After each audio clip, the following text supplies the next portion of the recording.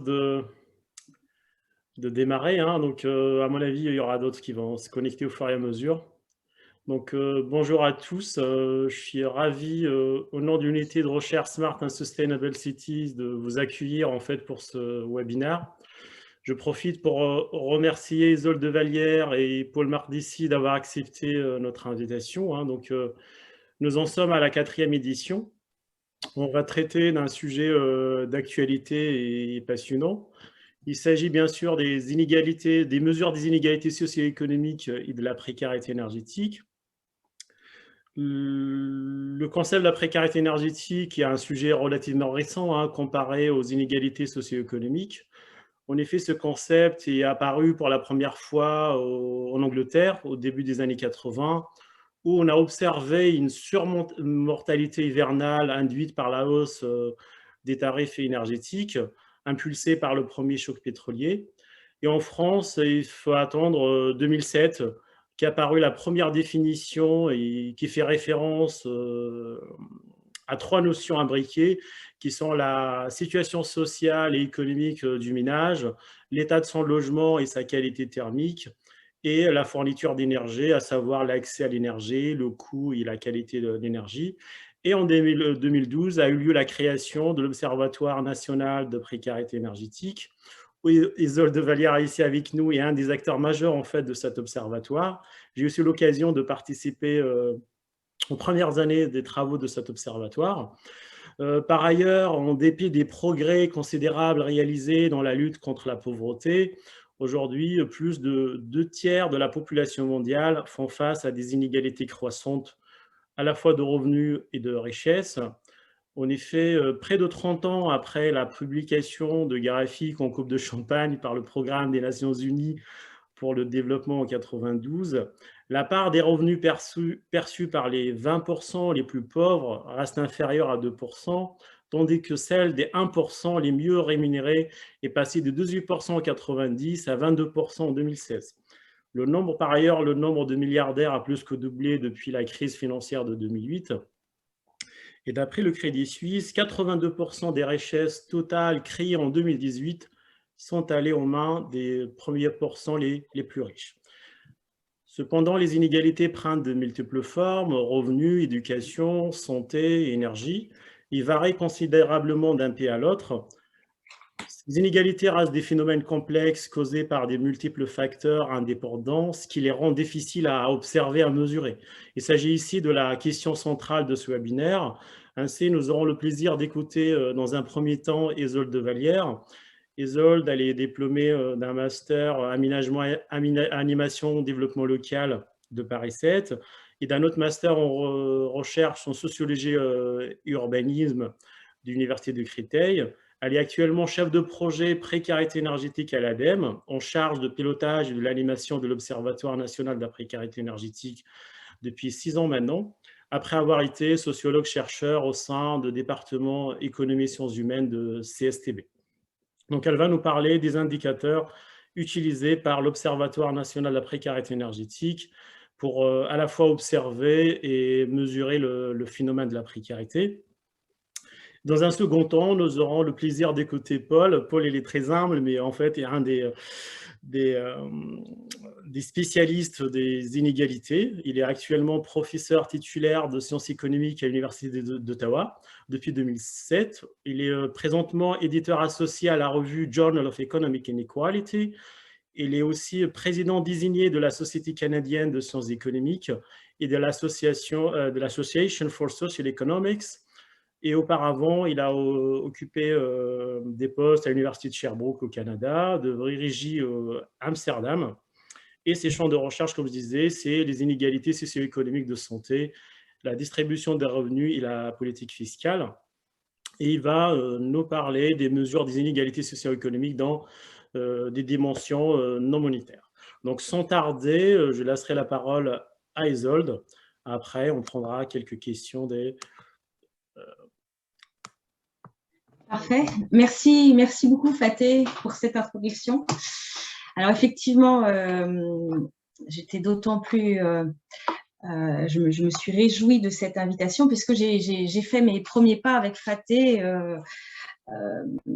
au sein du Centre scientifique et technique du bâtiment. Donc, c'est une belle façon de nous retrouver puisque ça fait un certain nombre d'années que je travaille sur le sujet. J'ai effectivement fait un travail de recherche sur la politique solidarité d'EDF en 2002.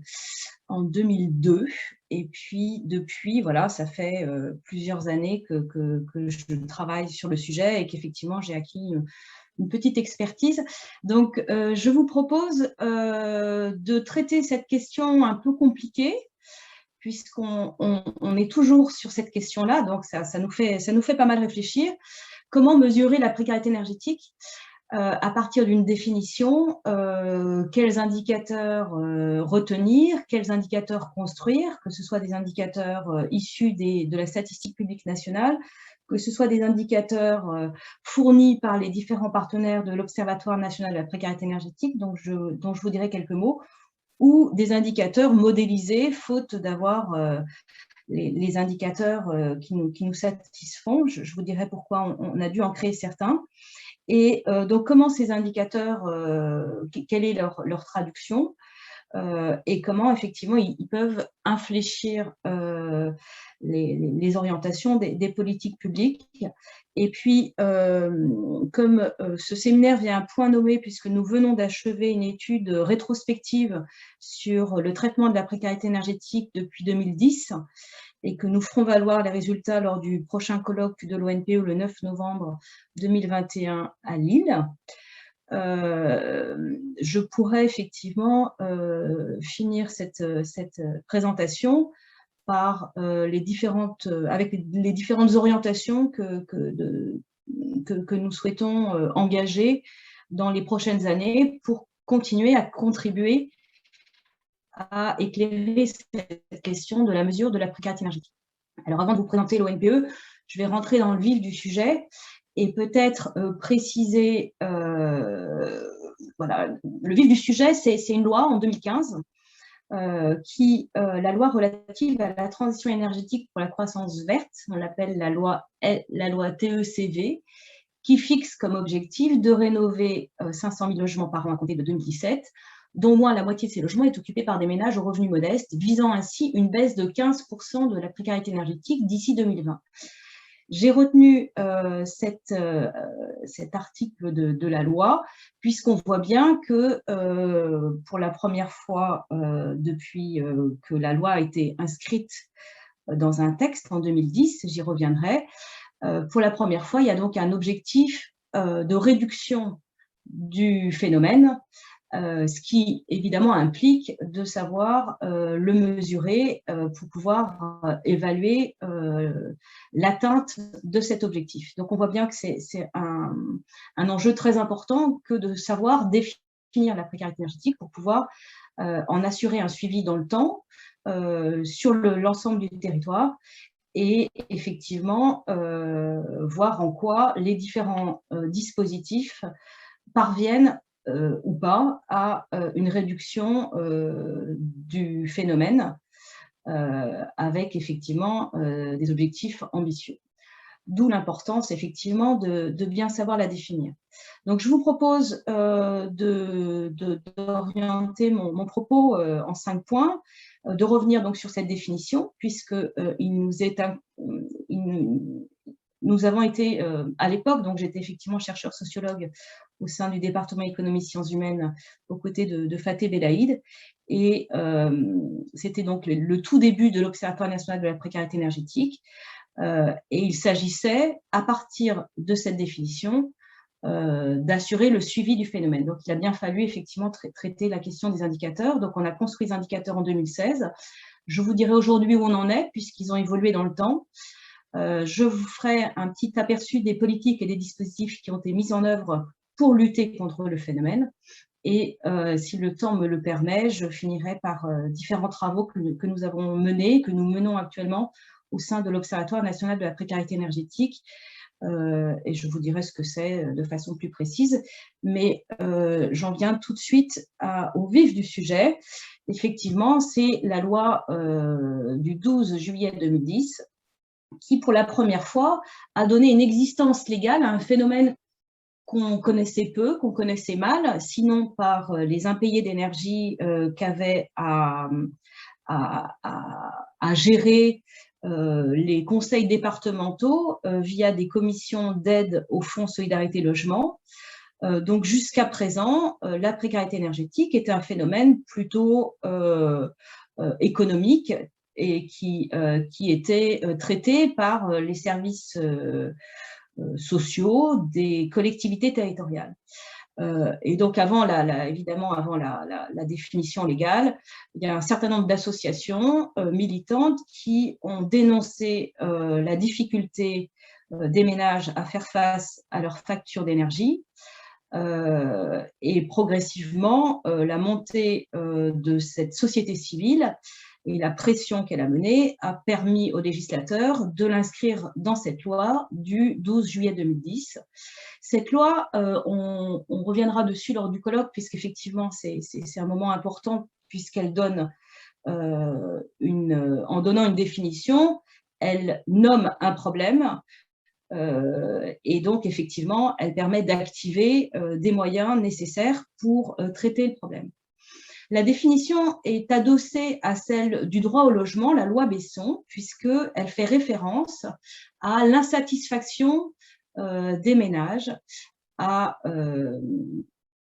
je suis un peu embêtée voilà, à l'insatisfaction des ménages, l'insatisfaction des besoins élémentaires des ménages à disposer de la fourniture d'énergie. Et elle précise deux raisons pour lesquelles la fourniture d'énergie n'est pas satisfaisante pour ce ménage. Il s'agit de l'inadaptation de ses ressources ou de ses conditions d'habitat. Donc, effectivement, on voit bien qu'elle fait référence à trois notions. La première, c'est de définir quelles sont les difficultés particulières de cette personne qui ne lui permettent pas de disposer d'une fourniture d'énergie adaptée et nécessaire à la satisfaction des besoins. Donc, ça nécessite là aussi de comprendre quels sont les besoins élémentaires des ménages et puis donc d'identifier leurs ressources et leurs conditions d'habitat. Donc, fort de cette définition, on a fait un travail au CSTB qui nous a permis d'éclairer la question des difficultés particulières, qui fait référence donc évidemment aux ressources, mais aussi au mode de recours possible quand on est face à une facture d'impayé, à la fourniture, la disponibilité du mode d'énergie et le coût de l'énergie, à la satisfaction alimentaire qui ménage des besoins différents selon sa taille, selon sa composition, selon son genre aussi. Je vous dirai pourquoi, parce qu'on a notamment travaillé la question du froid et que c'est effectivement une question assez genrée, selon l'âge, puisqu'évidemment les personnes âgées très dépendantes n'ont pas les mêmes besoins de chauffage que des actifs, et surtout ce sont des personnes qui sont très présentes dans leur logement, et donc ça c'est un facteur aggravant, évidemment, la durée d'occupation du logement. Il y a évidemment les conditions météorologiques qu'il faut prendre en compte, et puis la question des pratiques de chauffage, des modes de vie du ménage, du rapport au froid, etc. Et enfin, évidemment, la question centrale, c'est celle de la qualité thermique du logement qui permet ou pas d'assurer un chauffage convenable, et donc également de la qualité et du type d'équipement du chauffage.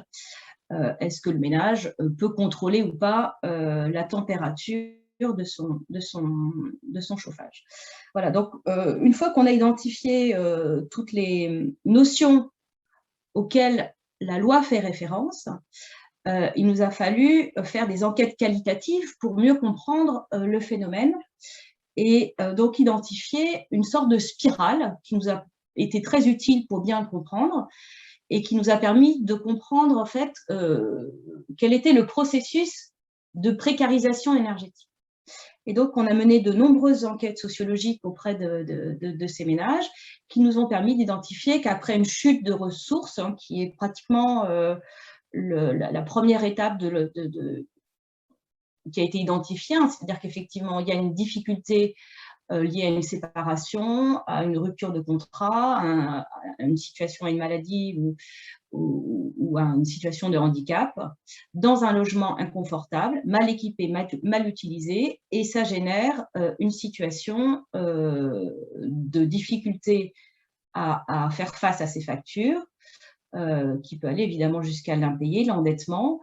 Et souvent, après une première facture impayée, on a observé donc un certain nombre de phénomènes de restriction, d'autocoupure, qui génèrent une sensation de froid et d'humidité dans un logement, l'apparition de moisissures.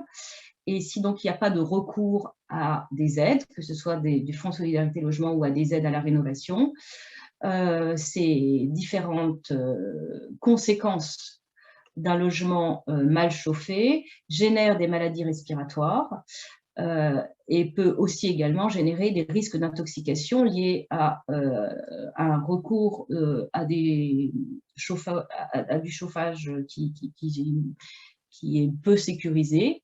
Et donc, en tout cas, évidemment, à la fin de la spirale, qui n'est pas la fin, mais qui est le processus qu'on a identifié, hein, qui est une situation d'inconfort et de mal-être, voire de désinvestissement dans le logement. Donc, effectivement, on voit bien qu'il nous a fallu des enquêtes qualitatives pour comprendre comment le processus se mettait en place et où est-ce qu'il était possible effectivement d'intervenir pour l'enrayer. Donc, on a démarré en 2016 au CSTB. À l'époque, effectivement, encore une fois, j'étais avec une équipe de chercheurs économistes de talent qui ont traité un certain nombre de bases de données pour identifier des indicateurs suffisamment solides, robustes, fiables, qui nous permettaient d'assurer un suivi pérenne du phénomène. Donc en 2016, on a identifié 3 indicateurs. Le premier, c'est le taux d'effort énergétique, qui a été copié à nos amis anglais, qui étaient les premiers donc, à identifier la fuel poverty, et qui considéraient à l'époque que le ménage qui avait un taux d'effort énergétique supérieur à 10%, parmi les ménages les plus pauvres, était en précarité énergétique. Le 10% a été revu depuis peu il a été revu pour correspondre au double de la médiane.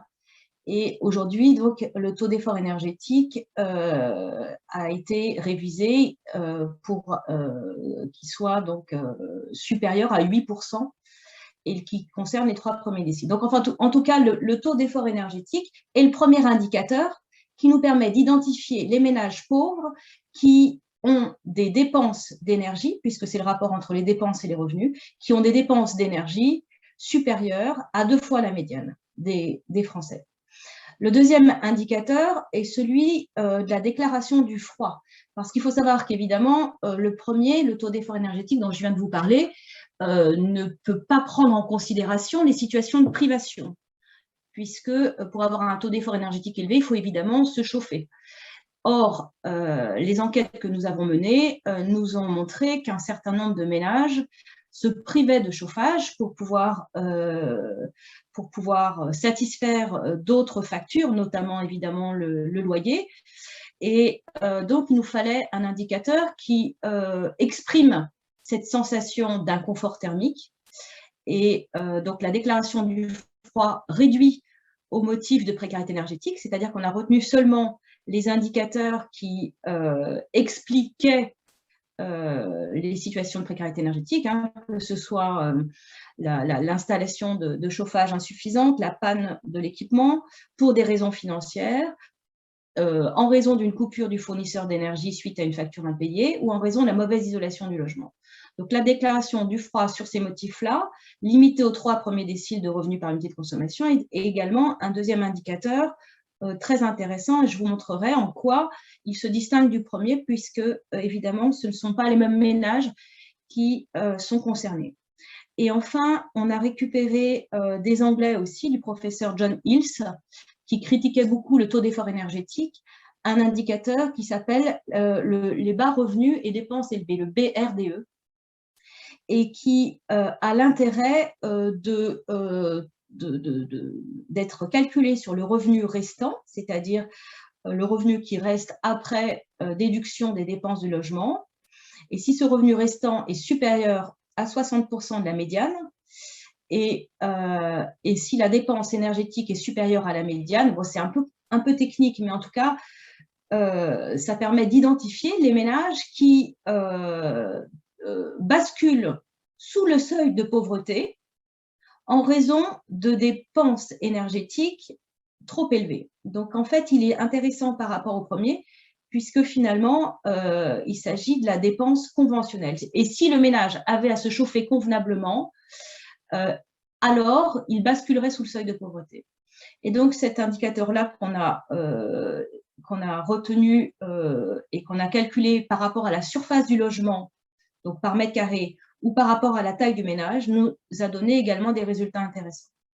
Je ne vais pas passer trop de temps sur l'aspect statistique, mais c'est quand même intéressant de montrer que ce travail-là nous a permis donc d'identifier des premiers indicateurs qui nous ont donné un certain nombre d'informations sur les deux dernières enquêtes nationales logement, puisque c'est l'enquête de référence. Celle de 2006 et de 2013 nous montre qu'il y a eu effectivement un certain nombre d'évolutions et en tout cas une certaine aggravation du phénomène. Donc, nous attendons l'enquête nationale logement 2020 que nous aurons qu'en 2022 pour réévaluer l'évolution de ces indicateurs-là et pour pouvoir quantifier le phénomène, puisque, encore une fois, il ne s'agit pas d'un seul indicateur, mais d'un panier d'indicateurs. On voit bien, si on fait ce travail de recoupement, que les ménages se recoupent très partiellement et qu'il faut calculer l'ensemble des ménages concernés par les trois indicateurs et soustraire les doublons pour avoir une appréciation de l'ampleur du phénomène. À titre illustratif, on voit bien que chaque indicateur donne des données différentes.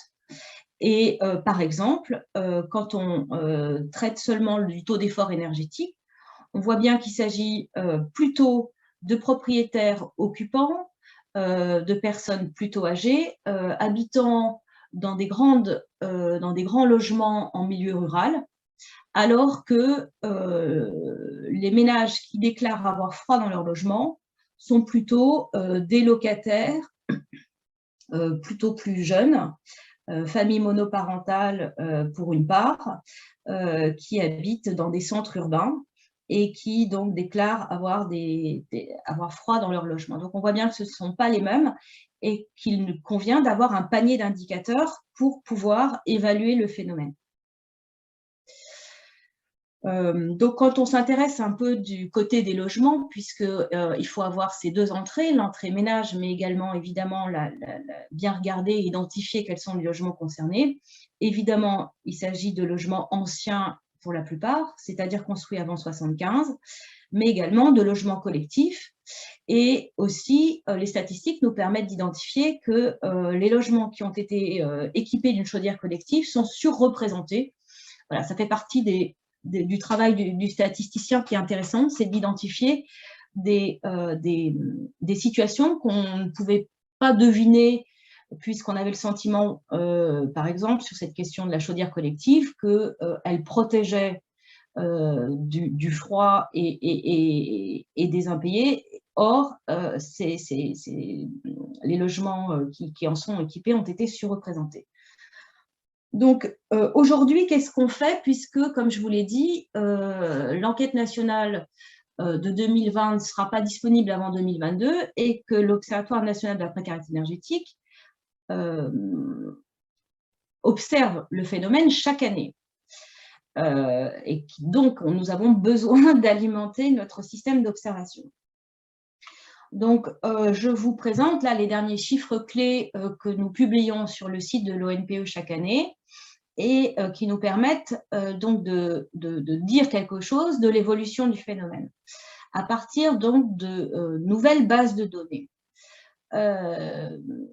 Alors, lesquelles sont-elles? La première, c'est celle du froid, qui est tirée d'un sondage que mène tous les ans le médiateur national de l'énergie, pardon, et qui a repris pour le compte de l'ONPE la même modalité. Avez-vous souffert du froid au cours de l'hiver dernier pendant au moins 24 heures? La même modalité que celle de l'enquête nationale logement. Et c'est le cas pour 4 ménages sur 10 qui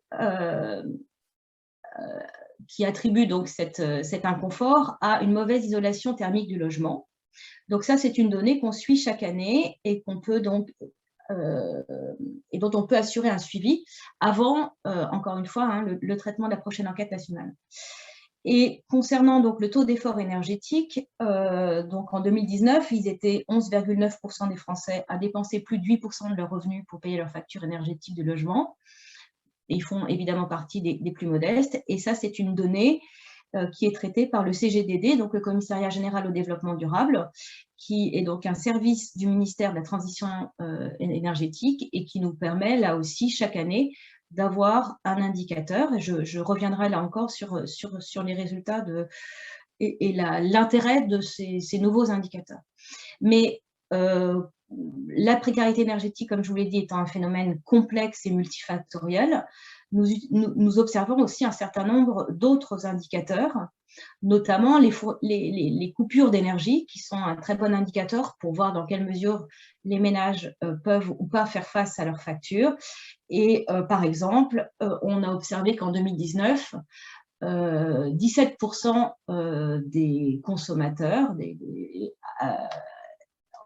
enfin, il y avait pardon, on a observé une augmentation de 17% voilà, des coupures d'énergie par rapport à 2018. Donc ça, c'est quelque chose qui nous inquiète beaucoup, d'autant qu'effectivement, comme vous le savez, la crise sanitaire a permis une protection des ménages puisqu'elle a prolongé la durée de la trêve hivernale de plusieurs mois et qu'on peut craindre qu'au terme de cette trêve hivernale, qui s'achève le 1er juin, donc qui s'est achevée il y a quelques jours, les ménages aient à faire face à des factures très très lourdes, puisqu'effectivement, comme il n'y a pas eu de coupure, il y a un risque de cumul d'impayés très important.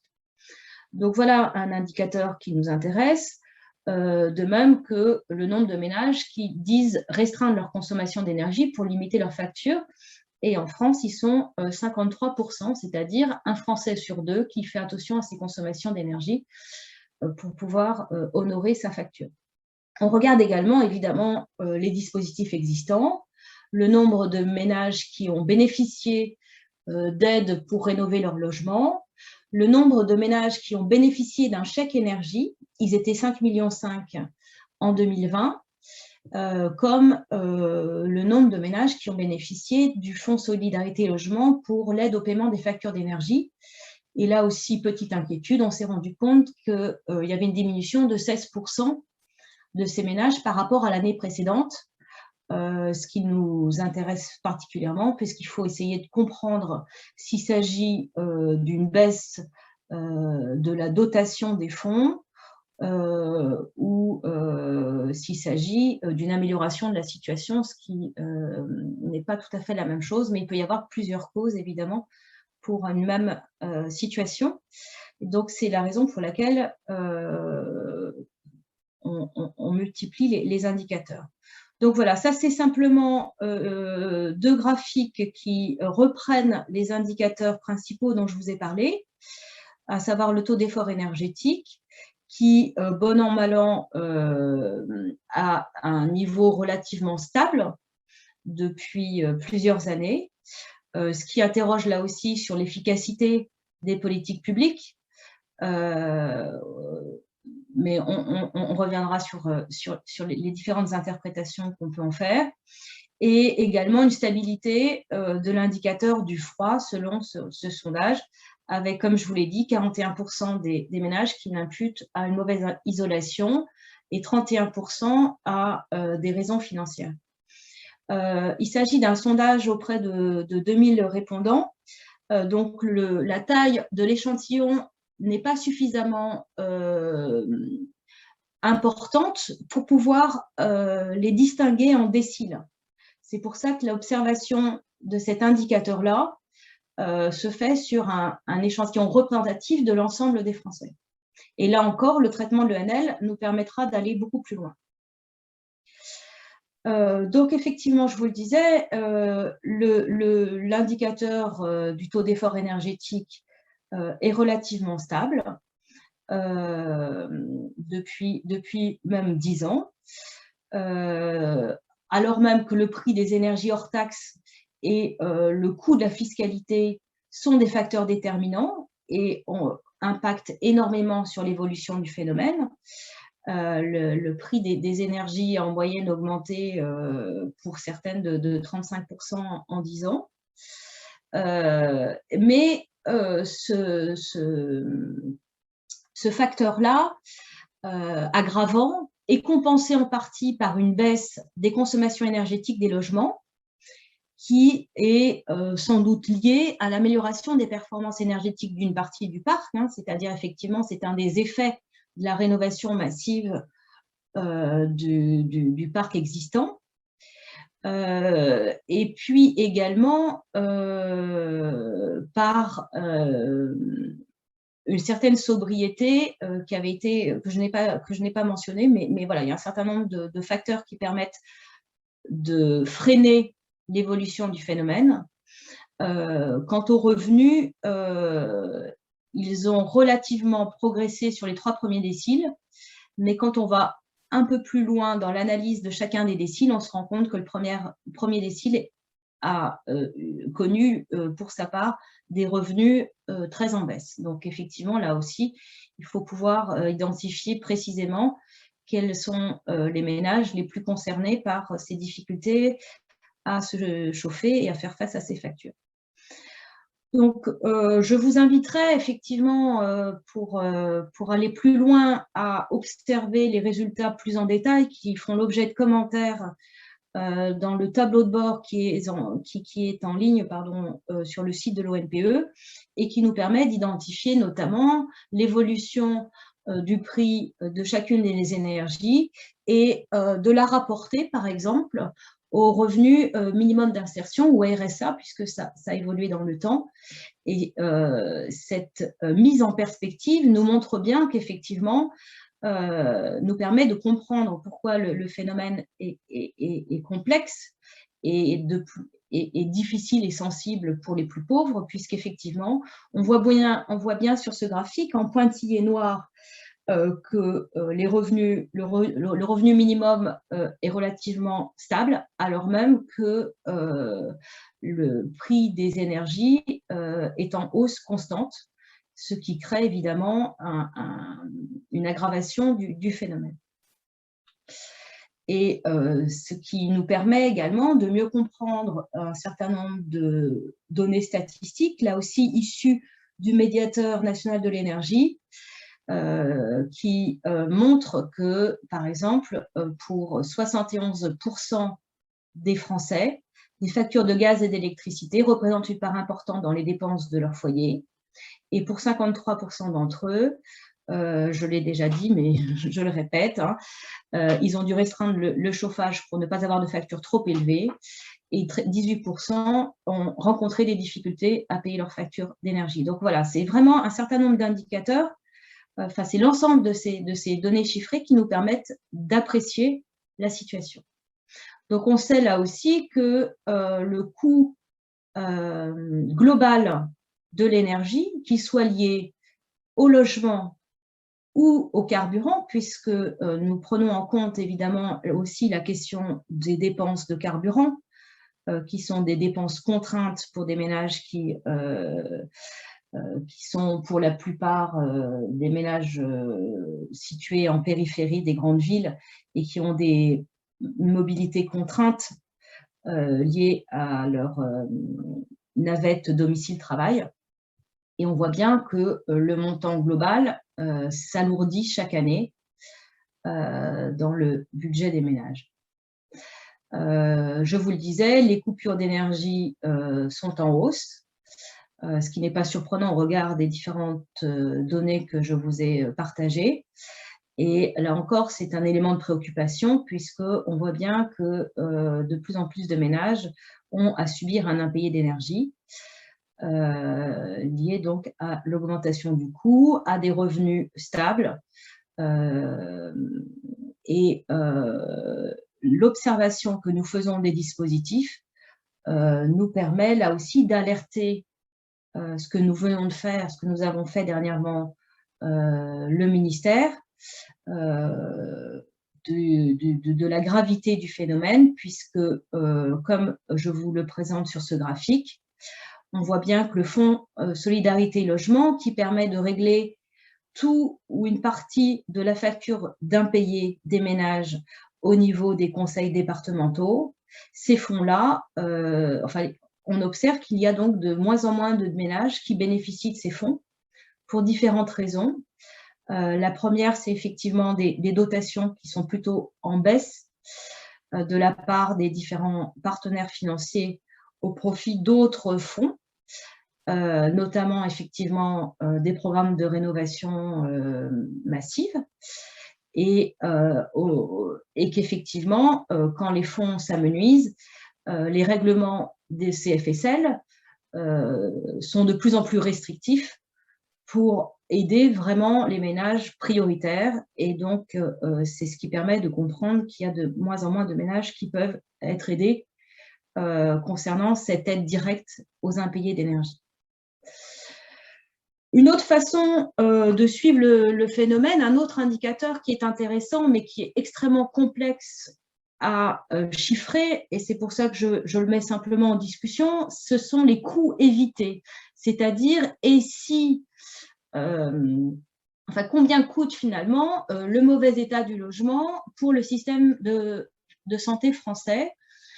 Et donc, il a fait l'objet de plusieurs évaluations, puisqu'il permet effectivement d'alerter là aussi la puissance publique de façon à leur donner un certain nombre de chiffrages sur le coût de l'inaction, pratiquement. C'est-à-dire, effectivement, voilà ce que coûte la mauvaise santé des ménages dans des logements passoires.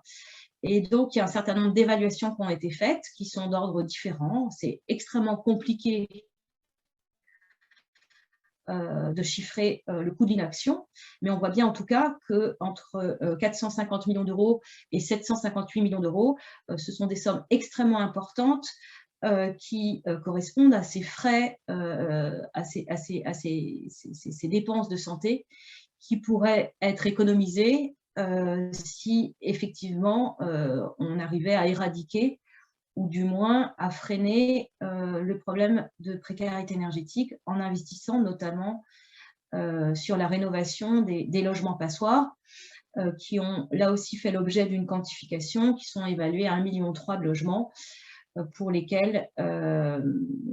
lesquels ces ménages pauvres et modestes habitent et qui ont effectivement, qui connaissent donc des risques de santé importants. Ensuite, voilà, on fait tout un travail de repérage. Là, c'était avec les données statistiques, mais depuis, on a lancé un outil de repérage qui est beaucoup plus performant puisqu'il nous permet d'avoir des données à la maille iris. Mais on voit bien qu'il y a de grandes disparités en fonction des situations économiques, du type d'habitat et également des conditions météorologiques que connaissent les ménages en France.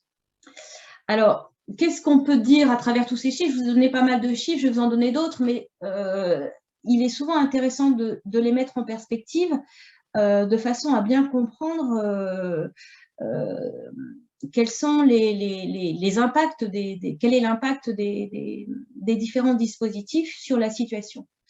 Voilà, donc c'est un petit travail que j'ai fait sur à mon petit niveau, hein, mais qui mériterait évidemment d'être un peu plus consolidé. Mais en tout cas, c'est assez intéressant de mettre en perspective ces données, c'est-à-dire effectivement, si on part du montant global, de la quantification globale de la précarité énergétique, celle que je vous ai présentée tout à l'heure, c'est-à-dire le calcul des 3 indicateurs sans les doublons, on arrive à 4,5 millions de ménages en précarité énergétique.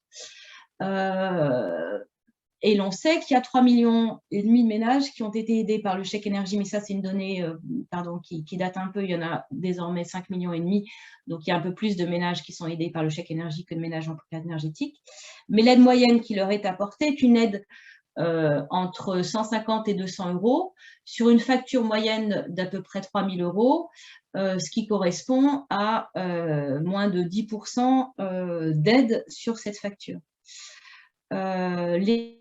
Et comme je vous l'ai dit, il y a aussi un peu moins de 130 000 ménages qui sont aidés au titre du FSL et un certain nombre de ménages qui ont connu une coupure d'énergie.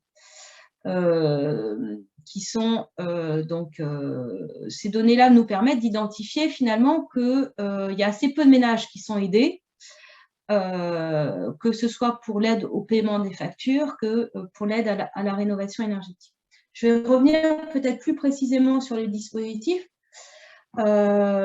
Simplement pour vous rappeler, mais je ne vais pas rentrer dans les détails, qu'il y a un cadre législatif qui a matérialisé le droit à l'électricité, qui est reconnu comme produit de première nécessité, le droit d'accès de tous les ménages à l'énergie sans coût excessif au regard de leurs ressources. Et la politique énergétique doit effectivement garantir la lutte contre la précarité énergétique. Et donc ça, c'est très important de comprendre qu'il y a un cadre législatif qui permet effectivement de pouvoir identifier les dysfonctionnements qui ne permettent pas de garantir ce droit à l'énergie. Donc, quand on regarde un petit peu les dispositifs qui ont été mis en œuvre depuis une dizaine d'années pour lutter contre la précarité énergétique, l'étude qu'on vient de mener, qui est encore pas publiée, c'est pour ça que j'ai précisé que c'est des éléments, cette slide-là, je vous la présente en scoop. Cette analyse rétrospective a permis d'identifier plusieurs phases de lutte contre la précarité énergétique. La première, de 2010 à 2014, a été finalement marquée par la désignation de cette problématique et donc a lancé un certain nombre de dispositifs, et notamment le programme Habiter mieux, qui a évolué dans le temps. La seconde phase, 2015-2017, a traité la lutte contre la précarité énergétique comme un objectif clé de la transition énergétique. Donc, ça, ce phénomène s'est immiscé finalement dans des grands programmes de mise en œuvre de la transition énergétique. Et puis, on est actuellement dans une autre phase, celle qui a été identifiée comme un indicateur. La précarité énergétique serait un indicateur de contexte pour assurer l'équité des politiques environnementales. Et donc, on voit bien que l'approche a été très différente entre les premières années où finalement il s'agissait d'une approche plutôt globale envers les plus pauvres, et qui s'est finalement au fil des années sectorisée pour toucher certains publics. Je ne rentrerai pas dans les détails, mais effectivement, il y a un certain nombre d'aides, il y a une multiplication d'aides qui existent et qui sont chacune, qui participent d'ailleurs d'un manque de lisibilité pour les opérateurs, puisqu'il existe un certain nombre d'aides, comme le montre la slide suivante. À l'ONPE, on suit 17 aides qui permettent aux ménages soit de faire face à leurs factures, soit de rénover leur logement. Et ce qui est pour un opérateur extrêmement compliqué, puisqu'il faut mobiliser un certain nombre de sources financières pour pouvoir boucler des travaux de rénovation. Donc, j'en viens au travail qu'on mène actuellement, justement par rapport à tout ce travail d'indicateurs.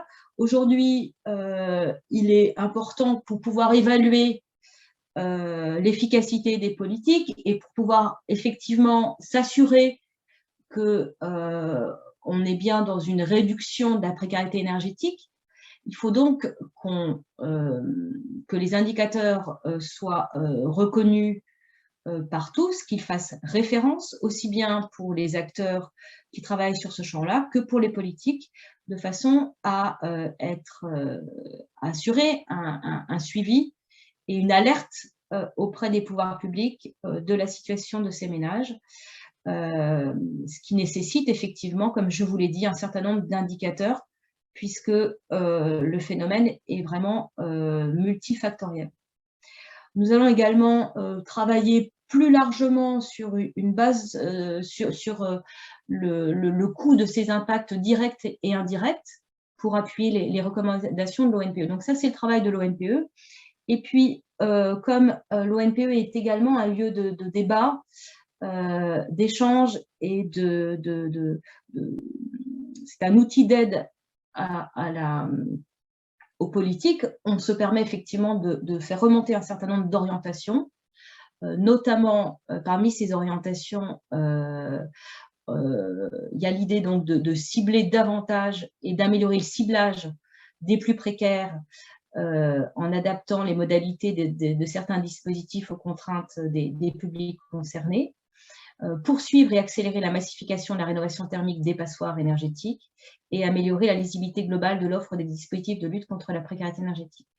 Donc, je les ai un peu mis comme ça pour qu'on puisse éventuellement en discuter si vous le souhaitez, mais tout ce travail-là, en tout cas, de suivi du phénomène, doit nous amener à faire évoluer les politiques publiques et à nous assurer qu'elles soient équitables, justes et qu'elles permettent de limiter, voire de freiner, voire de stopper la précarité énergétique. Donc les travaux de l'ONPE, pour finir, qu'est-ce que l'ONPE, puisque c'était l'objet de le dernier point que je voulais aborder avec vous. Donc c'est vrai que l'intérêt de ce groupement présidé par l'ADEME, animé par l'ADEME également, hein, j'assure le pilotage avec mes deux collègues, Daniela Olvouet et Maud Truta, qui assurent l'aspect communication. Et puis deux ingénieurs, l'un étant en charge des politiques européennes de lutte contre la précarité énergétique et l'autre du repérage sur l'ensemble des territoires. Et donc, cette équipe de l'ADEME anime un certain nombre de travaux avec la participation financière ou l'expertise de 28 partenaires qui sont d'horizons très différents, comme vous pouvez le constater, hein, que ce soit des ministères, des entreprises privées, des fournisseurs, des distributeurs d'énergie, des militants associatifs, des associations, des services publics et un certain nombre de partenaires qui nous ont rejoints et qui sont très impliqués dans les groupes de travail que j'ai mis en œuvre et qui nous permettent de faire valoir un certain nombre de travaux. Je vous ai donc parlé du tableau de bord qui est actualisé 2 fois par an, qui est donc en ligne. Je vous ai parlé également de l'étude rétrospective et prospective de la précarité énergétique sur laquelle nous travaillons actuellement. Vous y trouverez également les rapports d'activité qui font la synthèse des très nombreux travaux que nous menons.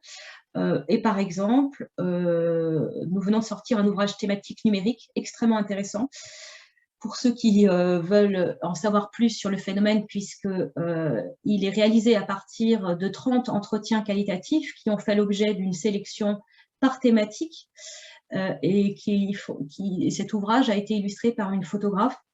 Et donc, ça permet de bien rentrer dans les situations, de mieux les comprendre, puisqu'il me semble important, hein, en tant que sociologue, qu'au-delà des données chiffrées statistiques, on puisse donner à voir le vécu de ces ménages et la façon dont ils traitent, dont ils font face à ces problèmes d'inconfort. Ils mettent en place un certain nombre de pratiques qui sont intéressantes à observer, à analyser. Et ça nous permet aussi de comprendre pourquoi, par exemple, il y a un taux de non-recours très élevé. Pourquoi est-ce que les ménages ne font pas valoir leurs droits?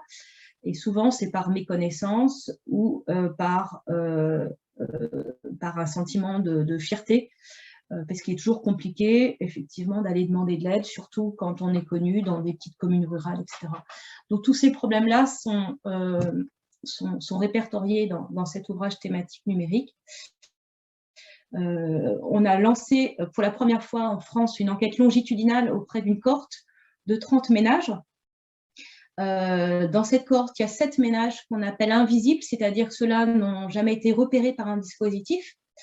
Il y en a 23 autres qui sont accompagnés par un dispositif ou un autre, que ce soit de l'autoréhabilitation, que ce soit des programmes de travaux, que ce soit de l'accompagnement à l'aide budgétaire, etc.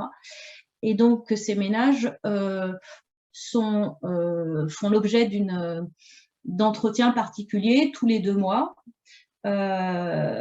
et ce sur 12 mois dans un premier temps, et on va essayer de conserver notre cohorte sur plusieurs années de façon à avoir un retour régulier et un suivi de l'impact des dispositifs, mais aussi de l'impact de la crise sanitaire sur ces ménages et de la façon dont ils ont fait face à ces situations.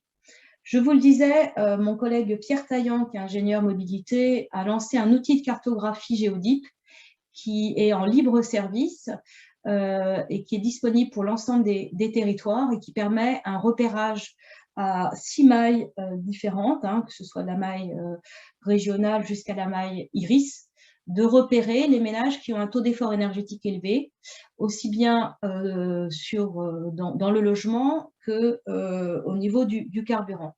Donc ça, c'est un outil qui rencontre un vif succès, puisqu'effectivement, il permet un pré-repérage des situations et donc un certain nombre de dispositifs locaux à mettre en place de façon adaptée auprès de ces ménages.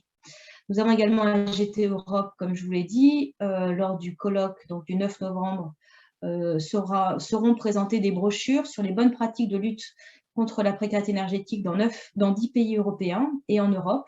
Donc, ça nous permet ça aussi d'identifier la situation en France, qui est relativement exceptionnelle, puisqu'effectivement, l'ONPE est pratiquement le seul observatoire à compter une équipe permanente qui permet donc de suivre et de traiter, de faire remonter un certain nombre de données auprès des acteurs nationaux.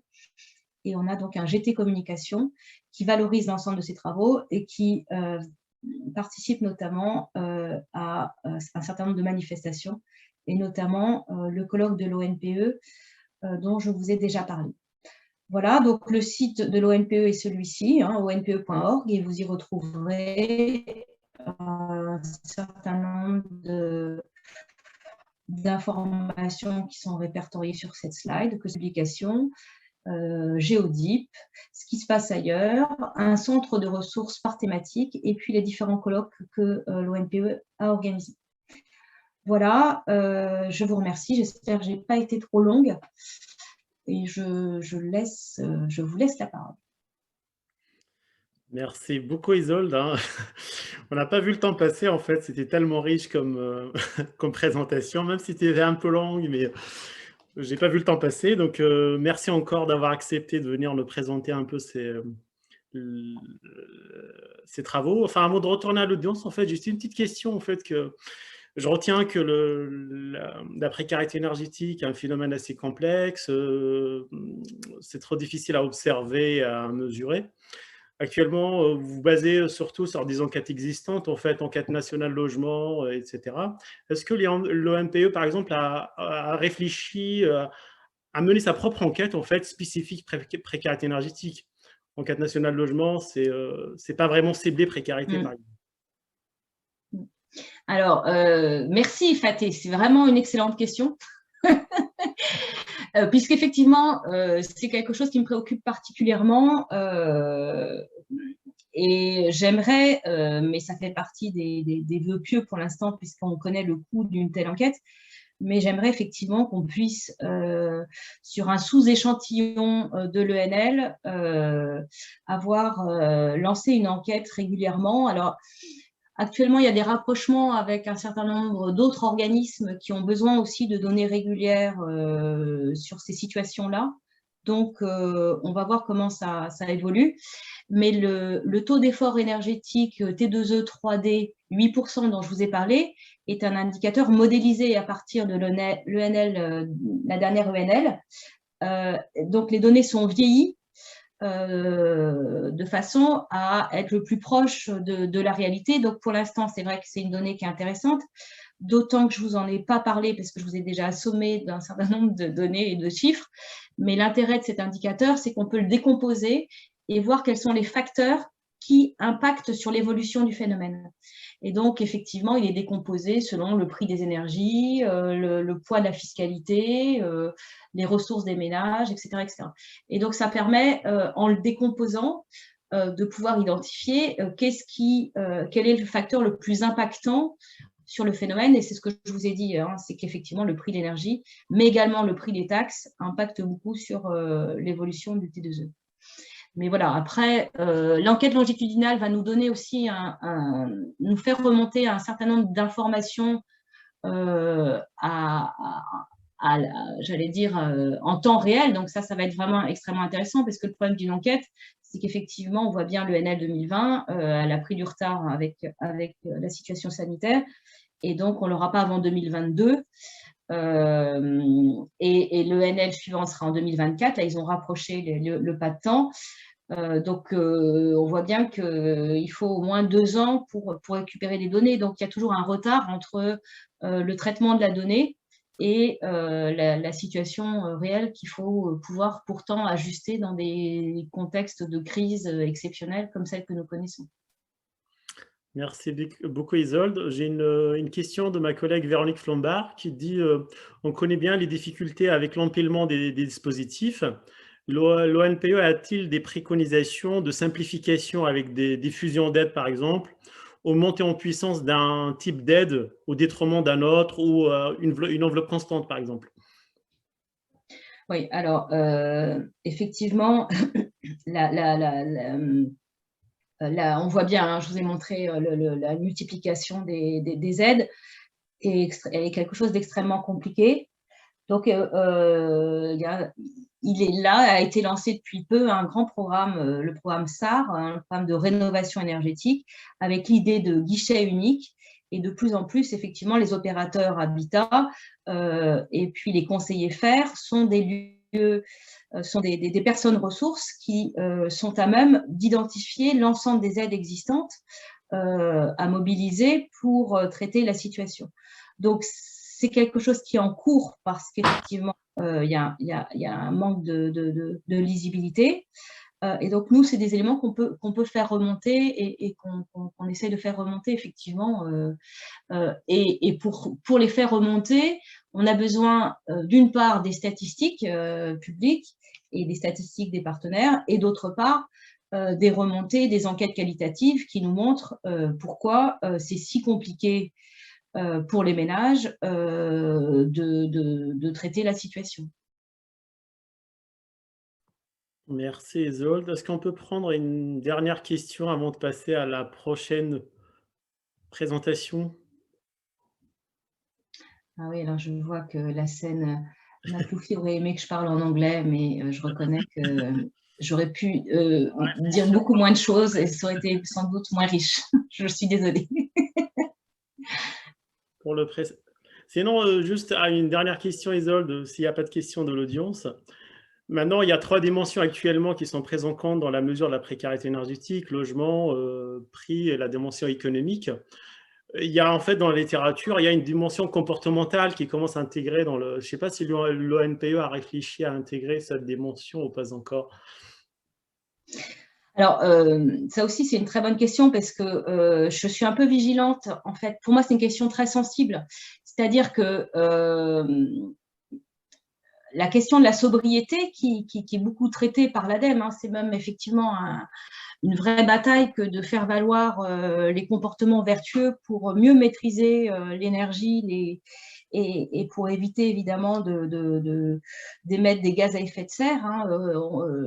Cette question donc de la sobriété, je l'ai beaucoup interrogée au travers des entretiens qui ont été menés et on voit bien que les ménages sont dans des situations de telles contraintes qu'il s'inflige, j'avais envie de dire, d'autorestriction, que tout conseil vertueux est souvent malvenu, c'est-à-dire effectivement mettez un couvercle sur votre casserole, éteignez les veilles avant de vous coucher, etc., etc. C'est quelque chose qui est insupportable quand on n'a pas de quoi se chauffer. Donc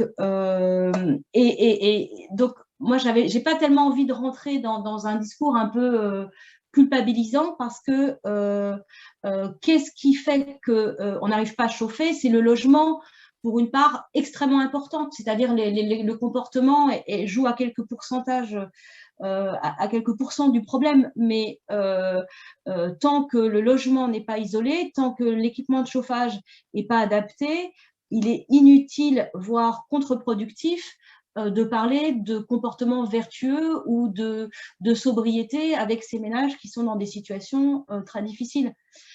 Donc évidemment, on en tient compte, mais déjà, ce sont des ménages qui sont dans la sobriété contrainte, en vérité.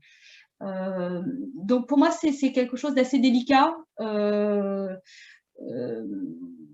J'ai lancé un travail d'une thésarde dont j'attends les résultats, sur comment faire passer des messages qui puissent être entendables auprès de ces ménages-là, qui soient efficaces.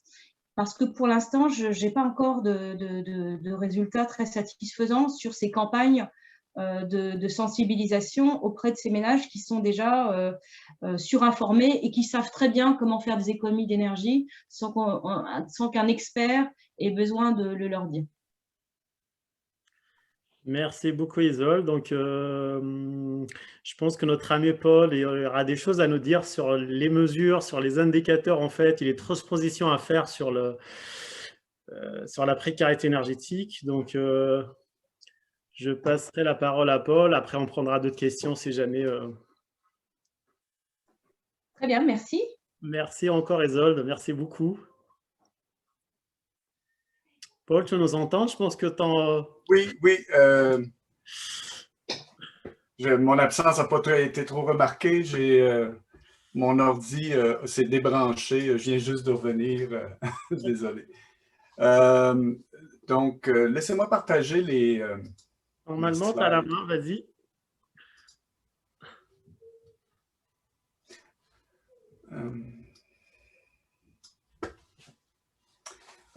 OK.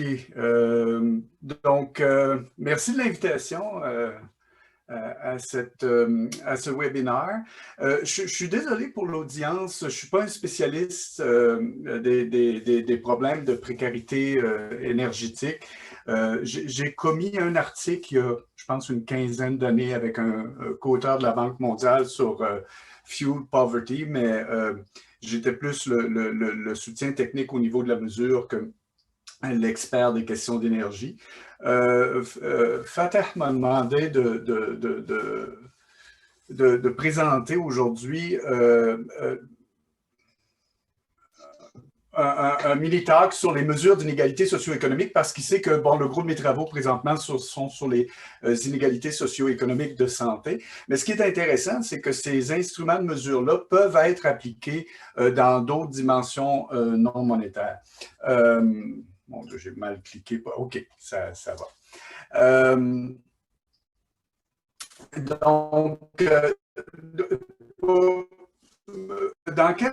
Pourquoi ces mesures sont intéressantes dans des secteurs particuliers? En économie, on aime beaucoup parler d'un planificateur central qui alloue les ressources, mais dans la réalité, les gens sont responsables d'une certaine politique ou, comme Isole parlait, de la politique, par exemple, qui vise à lutter contre la précarité énergétique.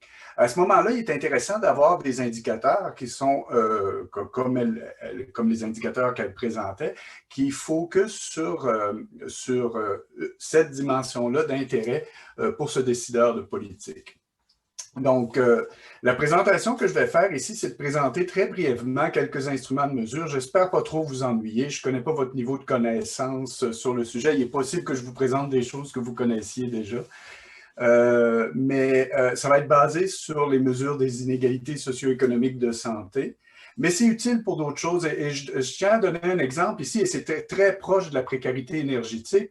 La Société canadienne d'hypothèques et de logement est en charge de la politique de logement abordable et en fait, ils ont toutes sortes d'indices comme Housing Induced Poverty et des choses comme ça.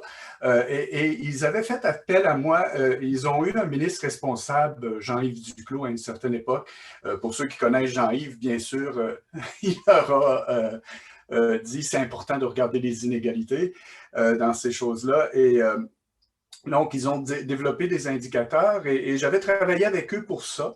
Comme je travaillais sur les inégalités socio-économiques de santé, je disais, mon Dieu, on peut peut-être construire là-dessus. Et on avait, avec Dwang Suda Sopchoke, développé un cadre pour mesurer les inégalités dans les difficultés que les gens font face par rapport au ménage. Hein. Parce qu'on voulait, il y a des seuils comme ce seuil-là j'ai oublié le nom, mais vous avez un seuil où lorsqu'un ménage dépense plus que, je ne me souviens plus du pourcentage, 8 ou 10% du revenu en énergie, à ce moment-là, il y a un niveau d'effort trop élevé. Ils ont des choses similaires pour le logement.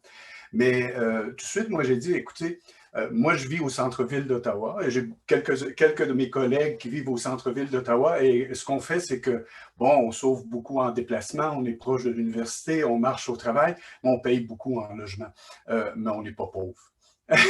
On est dans le haut de la distribution et même si une grosse partie de notre revenu va sur le logement, ben ce n'est pas nécessairement un problème. Donc, on voulait relier ces indicateurs-là au rang socio-économique pour être sûr de focusser sur la bonne population. Donc, je vais faire une petite revue de la littérature sur les inégalités de santé, puis ça peut s'adapter à n'importe quelle dimension qui est non monétaire. Donc, très tôt dans le développement de ces mesures d'inégalité-là, ce que les gens ont fait, c'est qu'ils ont puisé dans la littérature sur les inégalités de revenus et ils ont adapté les instruments. Alors, la première réaction que les gens ont faite, et ça vient de la Grande-Bretagne aussi, ça a été de dire, bon, ben, on va prendre la courbe de Lorenz de santé. Hein, je vais mettre le graphique, c'est plus agréable. La courbe de Lorenz représente la proportion cumulée des revenus. Et donc, eux, ils disent, on va adapter ça à une mesure de l'état de santé. Et cette courbe de Lorenz-là va représenter les inégalités, une représentation graphique des inégalités de revenus. Et il y a l'indicateur que probablement la majorité d'entre vous connaissent, l'indicateur de Gini, qui est une mesure d'inégalité, qui est tout simplement 2 fois l'aire entre la droite de 45 degrés, hein, qui coupe cette boîte-là en deux, et la courbe de Lorenz. Hein. Plus la courbe de Lorenz est éloignée de cette droite-là, plus il y a d'inégalités. Et comme l'indicateur de Gini mesure cette aire-là, ben, c'est un indice d'inégalité. Très rapidement, les chercheurs en santé ont dit, mais ce n'est pas vraiment les inégalités de santé qui nous intéressent, parce que certaines inégalités de santé sont inévitables. Les personnes naissent inégales en dotation de santé, mais c'est ce lien-là qu'il y a entre les inégalités de santé et les statuts socio-économiques qui sont d'intérêt pour le décideur de politique.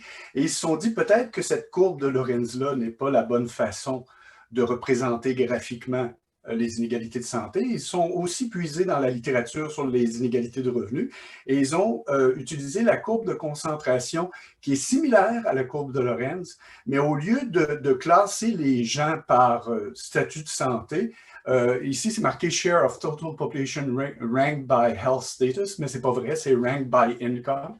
J'ai mal fait, j'ai trop fait de cut and paste.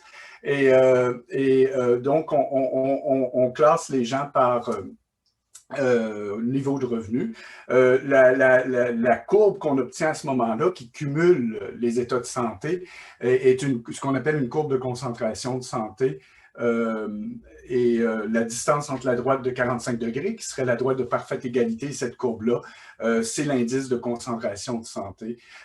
Contrairement à la courbe de Lorenz, cette courbe-là peut être au-dessus de la droite de 45 degrés. Vous verrez tout à l'heure quand je vais vous présenter une illustration. Quand elle est au-dessus de la droite de 45 degrés, ça veut dire que l'indicateur d'intérêt touche plus les pauvres que les riches. Les gens peuvent dire, bon, normalement, les riches ont plus de tout. Mais si l'indicateur d'intérêt, c'est un indicateur de mauvaise santé ou quelque chose de moins bon, il arrive souvent que ça soit au-dessus de la droite de 45 degrés. Wagstaff a souligné très rapidement que lorsqu'on prend cet indice de concentration de santé, on impose une structure mathématique à l'indice qui impose un niveau d'aversion pour l'inégalité donnée. Il est possible que différents planificateurs aient différents niveaux d'aversion pour l'inégalité. Et ici, on ne va pas rentrer en détail dans l'expression mathématique, mais il propose une classe d'indices où il y a un paramètre nu qui mesure l'aversion à l'inégalité du décideur. Comme ça, il est possible de calculer différents indices de concentration avec différents niveaux d'aversion à l'inégalité.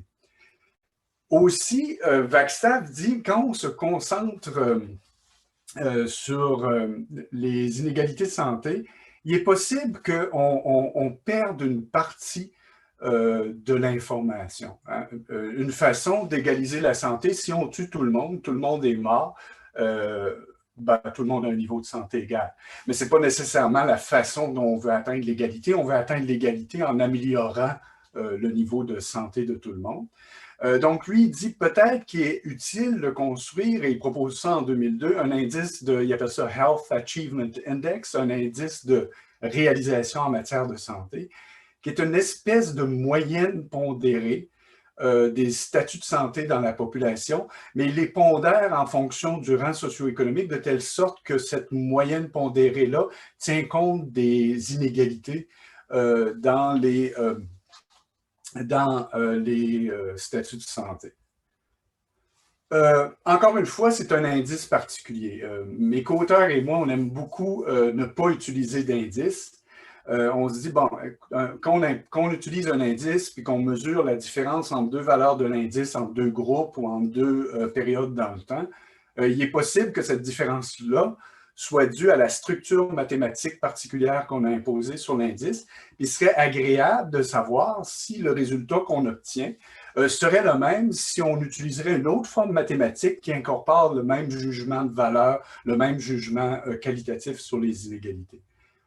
Donc, on se dit, OK, considérons que l'indice de réalisation socio-économique de santé, comme Wagstaff le propose, au lieu d'imposer une structure particulière, c'est une moyenne pondérée des statuts de santé dans la population. Et cette moyenne pondérée-là doit faire en sorte qu'on a de l'aversion pour les inégalités socio-économiques de santé. Donc, on a une espèce de poids qui est associé au rang, mais on ne spécifie pas quel est ce poids-là. De la façon que cette moyenne pondérée-là est écrite, hein, c'est un indice qui est dépendant au rang, il est possible de le voir comme une composante d'un objectif global d'un décideur public, la composante qui focus juste sur la santé. Si ça vous intéresse, on avait discuté ça dans un article, Mira Yazbek et moi. Un referee nous avait demandé de justifier pourquoi on faisait ça, donc on a été obligé de développer. C'est un article qui est paru dans Social Science and Medicine en 2016.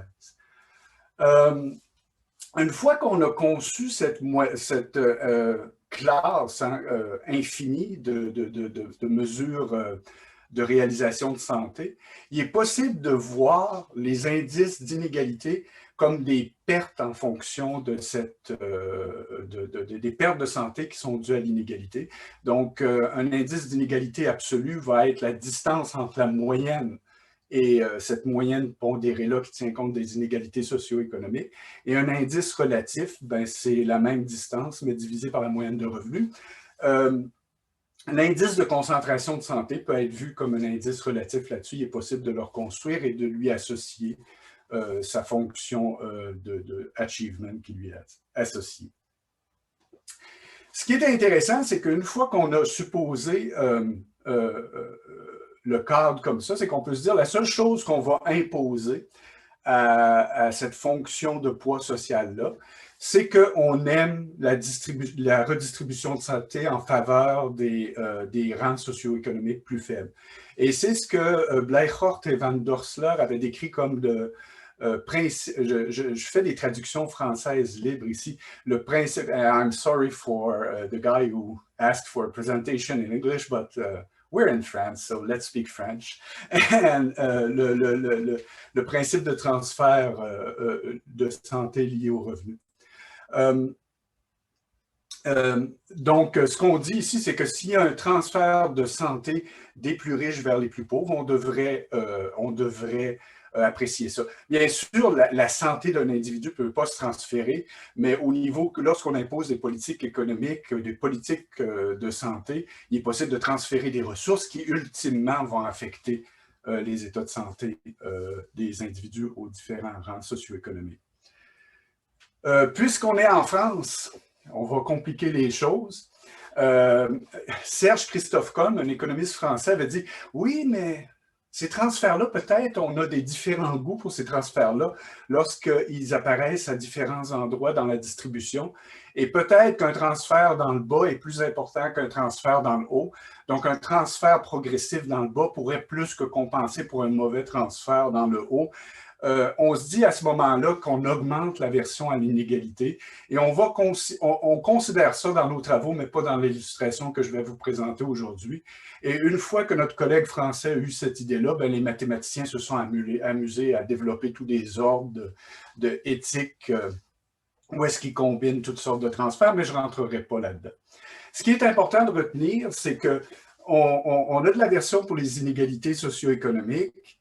On veut avoir des indices qui sont construits, qui prennent ça en compte, mais aussi on ne veut pas être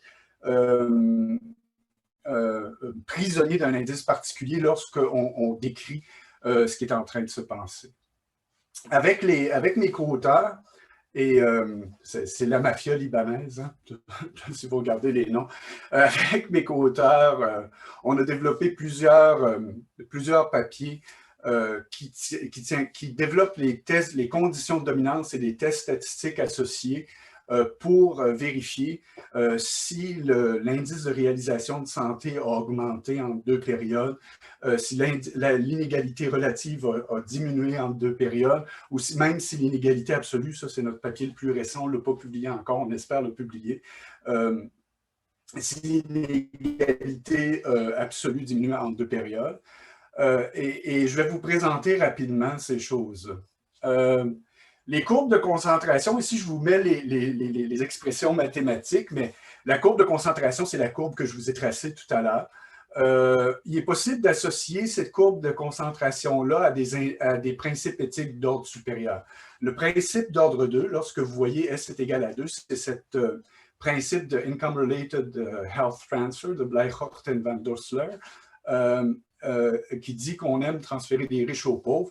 Et je vous avais dit, il y a des critères plus ésotériques d'ordre supérieur. On associe une courbe à chacun des ordres qui sont décrits comme ça. Donc, on a une courbe de concentration qui est celle que j'ai tracée, qui présente le pourcentage cumulé des états de santé en fonction des rangs socio-économiques. Il y a une courbe de concentration généralisée qui consiste tout simplement à multiplier cette courbe de concentration-là par la moyenne de santé. Puis vous allez voir, c'est assez intéressant.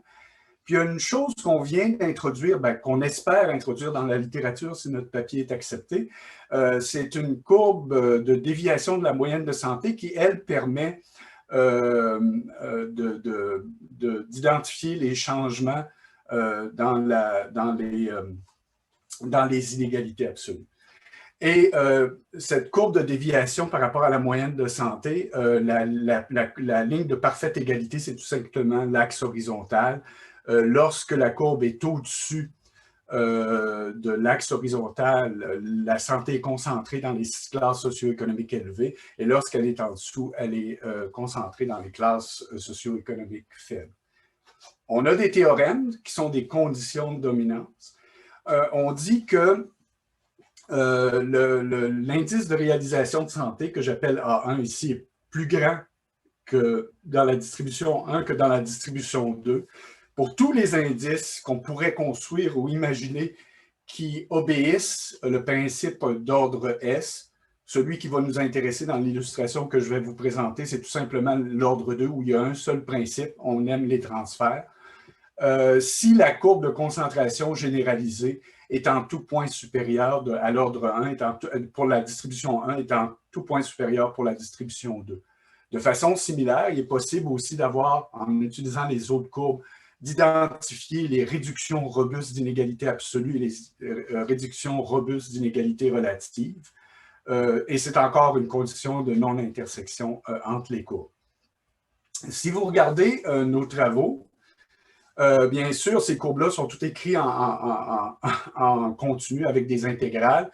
Vous pourrez trouver les estimateurs de ces courbes-là qui vous sont donnés ici, qui vous permettent de les programmer si vous êtes intéressé. Et si vous ne voulez pas les programmer, on aura bientôt notre package R qui sera disponible pour le faire automatiquement. Il roule bien sur Mac et Windows présentement, mais pour être à CRAN, il faut que ça roule sur Linux aussi. On a un petit problème sur la version R de Linux. Bien sûr, on a les estimateurs statistiques. Je vous ai présenté les conditions de dominance. Il faut faire un test d'hypothèse. C'est une chose de regarder si une courbe est en tout point au-dessus d'un autre. On veut avoir un test statistique qui est associé à ça. Donc, c'est quoi la condition de dominance? Une non-intersection, c'est toujours qu'une courbe est plus grande ou plus petite que l'autre. Donc, essentiellement, comme hypothèse, on veut tester si la différence est en tout point plus petit ou égal à 0 et la rejeter.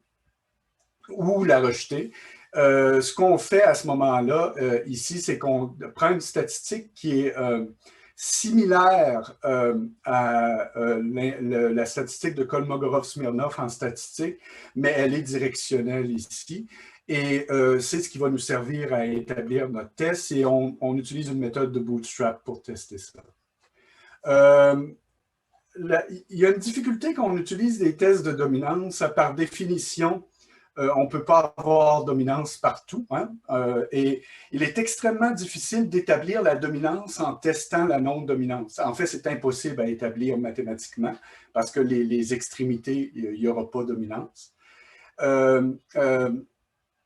Donc, ce que les chercheurs font, c'est qu'ils testent, normalement, si on veut tester qu'un indice sont significativement différents, on teste l'égalité, et si on rejette l'égalité, on dit, ben oui, un est plus élevé que l'autre. Ici, on aimerait dire, on va tester la non-dominance, la rejeter en faveur de la dominance, mais c'est plus difficile à faire. Dans des cas très rares, on peut le faire, mais pas dans les cas généraux. Donc, ce qu'on fait, c'est qu'on teste la dominance, et on regarde si on peut rejeter en faveur de la non-dominance.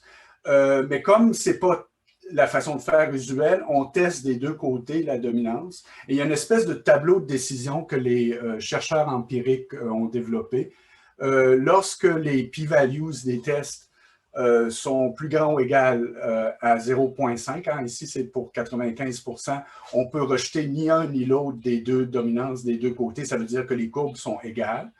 Lorsqu'on peut en rejeter un en faveur de l'autre, à ce moment-là, on peut avoir une évidence relativement forte qu'il y a de la dominance. Et si on rejette les deux, ça veut dire que les courbes sont en train de se croiser.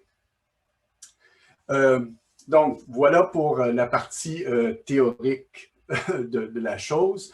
Je voulais vous présenter l'illustration qu'on est en train de faire avec l'Irak, mais comme on ne l'a pas terminé, puis on n'a pas terminé notre chapitre de livre qu'on a promis.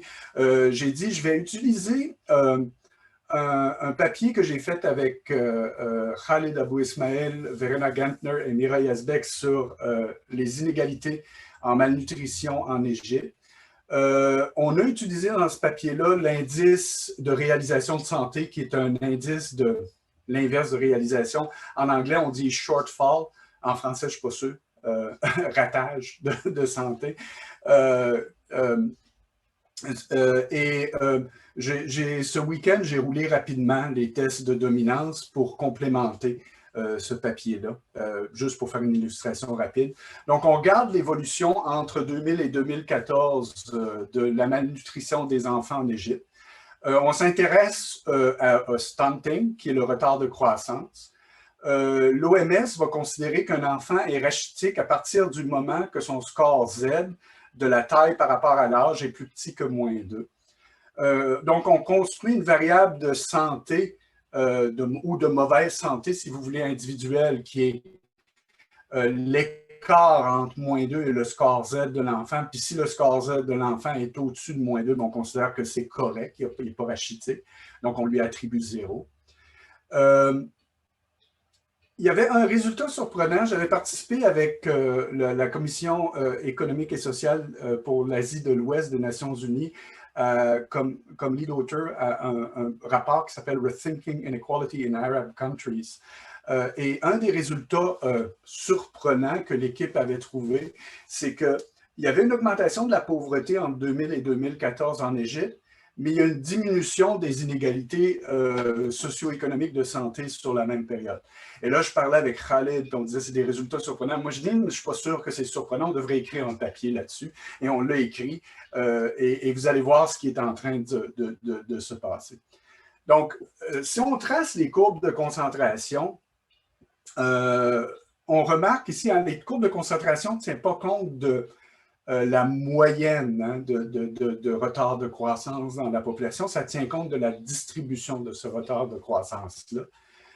On regarde la courbe de 2000, qui est celle en pointillé. La zone ombragée autour des lignes, c'est comme les bands à 95%. On voit que cette courbe-là est au-dessus de la droite de 45 degrés. Ce n'est pas surprenant. Cette malnutrition, ces retards de croissance-là est concentrée plus parmi les pauvres. Et on regarde pour 2014, les inégalités socio-économiques de ce retard de croissance-là sont pratiquement disparues en Égypte. Hein? On voit la ligne de 45 degrés, vous ne la voyez probablement pas, mais c'est une ligne pointillée qui apparaît de temps en temps, mais si on regarde la courbe, elle est pratiquement sur cette ligne de 45 degrés. Si on fait les tests statistiques dont je vous parlais tout à l'heure, on rejette que la courbe de 2000 domine celle de 2014 et on ne peut pas rejeter celle de 2014 qui domine 2000. Donc, on voit qu'il y a une diminution des inégalités socio-économiques de santé. Et ça, c'est valide pour n'importe quel indice, pas juste l'indice de concentration qui était utilisé dans le rapport de ESPOA. Donc, ça, c'était le résultat qui était surprenant. J'ai dit, moi, ma réaction tout de suite, c'était allons voir l'indice de réalisation, un indice de perte essentiellement de santé.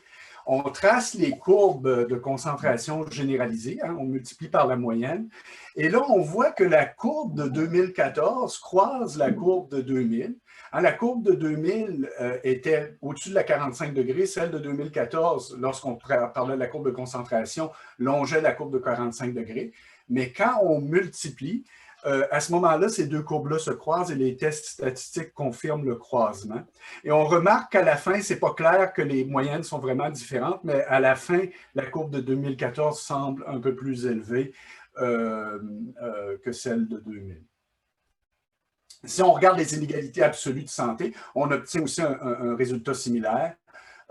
Pour les inégalités absolues de santé, dans quelque chose qui est mauvais, on veut que la courbe soit le plus haut possible et celle de 2014 n'est pas loin de l'axe horizontal alors que celle de 2000 est plus bas. Donc, nous, ce qu'on avait fait avec Khaled, Verena et Mira, c'est qu'on avait utilisé l'indice de Wagstaff de Health Achievement et on avait adopté, et ce que je veux montrer ici, c'est que il est intéressant, on peut adopter des modèles de régression standard à ces indices d'inégalité-là. Si on calcule la fonction d'influence recentrée de ces indices-là, une fois qu'on a calculé cette transformation-là, le modèle qu'on a, c'est un modèle d'une approximation de von Mises de cet indice-là. Et on peut utiliser les modèles de régression standard. Ce qu'on a fait ici, dans le papier, essentiellement, c'est une chose extrêmement simple. C'est une décomposition très simple de type Oaxaca Blinder qui essaye de voir est-ce qu'il y a eu changement entre 2000 et 2014? Il y avait une diminution de l'inégalité. Maintenant, si on regarde le shortfall dans les retards de croissance, il y a une petite différence. Hein? Il semble que cet indice-là de shortfall était un peu plus élevé. Hein? C'est la prédiction 1 en 2000 qu'en 2014, mais ce n'était pas statistiquement significatif. Donc, beaucoup plus d'inégalités, mais pas beaucoup plus de shortfall. Maintenant, ce qu'on voit, c'est que le changement dans les caractéristiques démographiques de la population, et ça, c'est le endowment effect, a eu un effet positif, significatif, c'est-à-dire que ça l'aurait amélioré la situation si les retours aux caractéristiques étaient restés les mêmes. Mais l'effet structurel, qui, lui, est l'effet de la crise économique qui fait qu'il y a plus de pauvreté dans le pays, a un effet dans l'autre sens. Donc, il n'y a presque pas de changement entre 2000 et 2014 si on regarde le shortfall. Mais par contre, il y aurait eu une amélioration si les conditions économiques seraient restées les mêmes, compte tenu du changement dans les caractéristiques démographiques de la population. Et quels sont les changements qui étaient significatifs quand on décomposait ça? Amélioration du niveau d'éducation du père et surtout un âge plus élevé de la première grossesse pour la mère. Hein. Si on retarde la première grossesse de la mère, ça veut dire on retarde le mariage des jeunes femmes, c'est une bonne chose pour prévenir les retards de croissance chez les enfants. Donc, ces changements-là de caractéristiques étaient favorables en Égypte. Par contre, la crise économique est vue comme enlever cet effet-là. Et là, maintenant, on n'a plus un résultat qui est surprenant, mais on a un résultat qui est cohérent avec les indices de pauvreté qui ont augmenté sur cette période-là. Et je ne parlerai pas plus longtemps. Je vous remercie de votre attention. Merci beaucoup, Paul, pour cette riche présentation. C'est vrai que c'est différent de la précarité énergétique, mais ces indicateurs montrent bien qu'il y a moyen de les déployer ou de les adapter à la situation de la précarité énergétique, d'autant plus qu'il y a des travaux récents, en fait, qui cherchent à faire le lien entre la précarité énergétique et la santé, en fait. Donc, c'est super intéressant. Je ne sais pas s'il y a une question ou quelques questions de l'audience.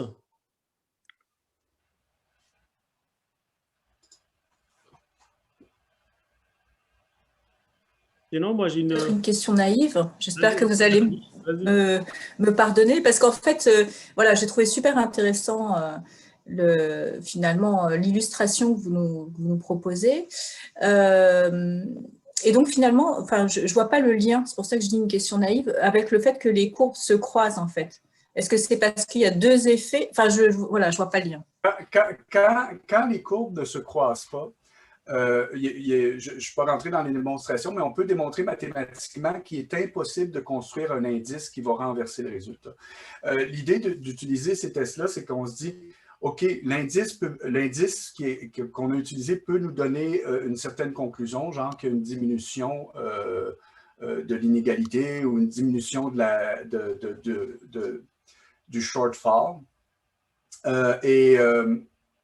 Mais ça peut être dû tout simplement à la structure de l'indice et quelqu'un peut dire, oui, mais si j'utilisais un autre indice, est-ce que je n'obtiendrais pas quelque chose de différent? Lorsque les courbes ne se croisent pas, ce qui est intéressant, c'est de dire non, il est impossible mathématiquement de construire un indice qui me donnerait le résultat inverse. Donc, on est sûr, c'est comme, ça nous donne une plus grande assurance dans nos résultats. Quand les courbes se croisent, ça veut dire que je suis capable de construire des indices qui vont me dire qu'il y a diminution. Puis je suis capable de construire mathématiquement des indices qui vont me dire qu'il y a une augmentation. Ça nous indique aussi que le résultat qu'on obtient est strictement dû à la structure de l'indice qu'on a construit. Donc, c'est plus difficile de faire un argument. Ça peut sembler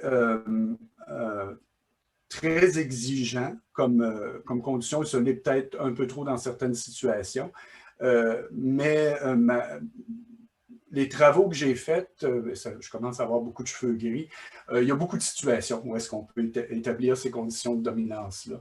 J'ai travaillé très longtemps sur les réformes fiscales et c'était fantastique. On rentrait dans les structures fiscales de certains pays en développement, puis il était possible d'améliorer la situation avec le même budget pour tous les indices qu'on pourrait construire. Ça veut dire que... Ouais, et c'était toujours le cas, quel que soit le pays. Donc, si on commence en premier par ces choses-là qui sont très, très, très robustes, on a déjà beaucoup d'améliorations à faire avant d'arriver au fine-tuning qui est lié à un indice particulier. J'espère que ça répond à votre question. J'ai une autre... Oui, merci. J'ai une autre question naïve aussi, Paul. En fait, en termes d'indices et de la mise en pratique des indices-là, est-ce que c'est facile de trouver des données en fait pour vraiment vérifier ces indices-là? Est-ce que tout est facilement mesurable? Je pense à la santé par exemple en fait. Est-ce que comment on la mesure vraiment? Est-ce que c'est... La santé et beaucoup de ces choses-là. Hein. Ici, tout était beau. Hein. Quand j'utilise, c'est pas pour rien que j'ai utilisé une illustration avec child stunting. C'est continu, cette chose-là. Le zéro est bien défini. Et ça a cette caractéristique-là qui est facile à mesurer comme le revenu. Beaucoup des variables de santé ne sont pas comme ça. Hein. Si on regarde les données d'enquête, on va poser comment évaluez-vous votre état de santé?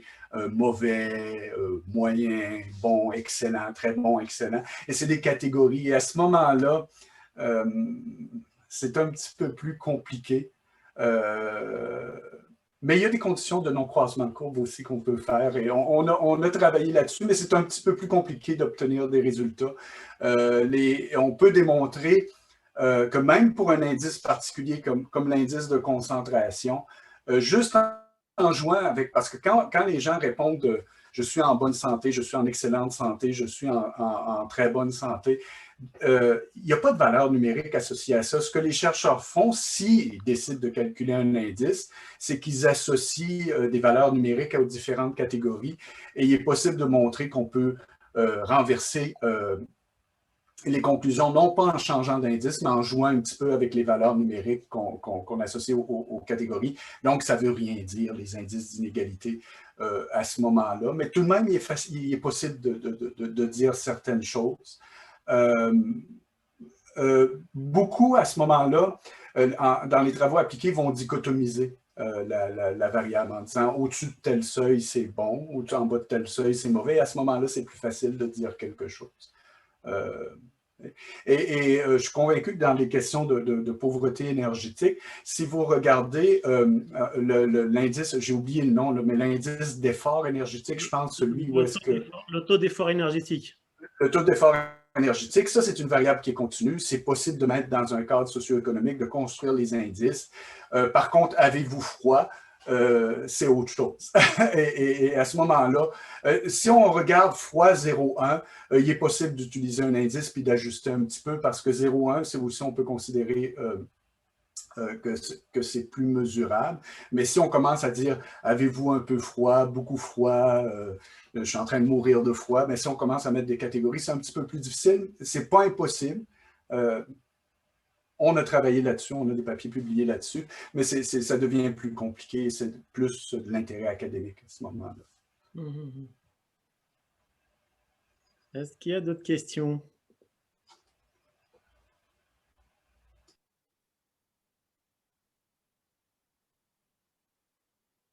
S'il n'y a pas encore d'autres questions, j'ai peut-être une dernière question par rapport à la précarité énergétique. C'est un sujet qui m'intéresse beaucoup aussi. Et nous, il y a un autre indice en fait qu'on appelle l'indice de Hills en fait, qui nous permet en fait de mesurer le taux, ce qu'on appelle le gap énergétique, la facture en fait que l'État devrait payer à l'individu pour sortir de la situation de précarité énergétique. Je ne sais pas, de ton expertise, est-ce qu'il y a vraiment ces indices-là sont applicables à ce genre de situation ou pas?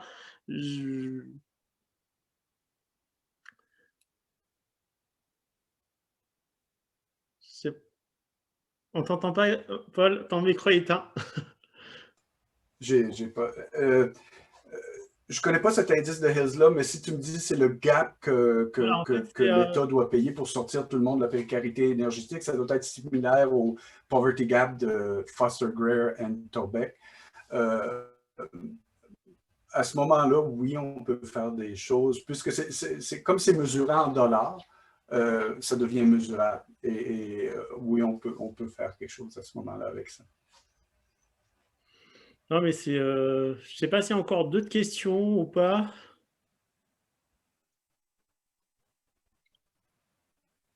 En tout cas, c'est vraiment super intéressant, Paul. Malheureusement, Isolde était obligée de nous laisser parce qu'elle avait une autre présentation à 17 h. Donc, tu nous donnes beaucoup d'idées. En fait, nous qui travaillons sur la précarité énergétique actuellement, on utilise des indicateurs relativement simplifiés. Hein, donc, Et surtout quand on cherche à intégrer d'autres dimensions de la situation, pour mesurer la précarité énergétique, comme je disais tout à l'heure, les comportements, la santé, etc. Je pense que ce type d'indicateur, ce sera d'une utilité très importante. Reste bien sûr à trouver des données, à mesurer un peu ces phénomènes-là. Et de toute façon, on aura l'occasion d'échanger plus tard. Et je te remercie énormément, Paul. Je remercie l'ensemble des participants. Et je vous dirai au plaisir de vous recroiser pour le prochain webinaire. Et à très bientôt. Je ne sais pas quelle heure est-il, Paul, chez toi à Ottawa. Je ne sais pas si tu as quelque chose à dire aussi avant de... Moi, j'ai peut-être juste, ce que j'ai trouvé vraiment intéressant la présentation. Oui, si vous avez un de vos articles avec une application, ça pourrait être très utile parce que notamment, là, je ne sais pas si dans ce que vous avez présenté, par exemple, l'indice était dérivé en tenant compte de l'aversion aux inégalités. Voilà, je me demandais si finalement vous pourriez nous recommander un de vos articles pour rentrer dans cette littérature-là. Et finalement, voilà, c'est ça, pouvoir réfléchir à des applications. J'ai entendu une partie de la question. Je ne sais pas si vous m'entendez, mais ça coupe chez moi. On t'entend bien, Paul. Ouais. Ah, OK. Vous avez demandé si on tenait compte de l'aversion à l'inégalité. Oui, automatiquement, si on impose ce principe de Blair et Van der Sloot, on tient compte de l'aversion à l'inégalité. Et si on veut augmenter le niveau d'aversion à l'inégalité, c'est à ce moment-là qu'on va aux ordres supérieurs 3, 4, 5, que je n'ai pas présenté dans l'illustration, mais qu'on peut faire. Moi, je préfère aller aux ordres supérieurs en imposant des principes éthiques plutôt qu'en jouant avec une structure mathématique particulière.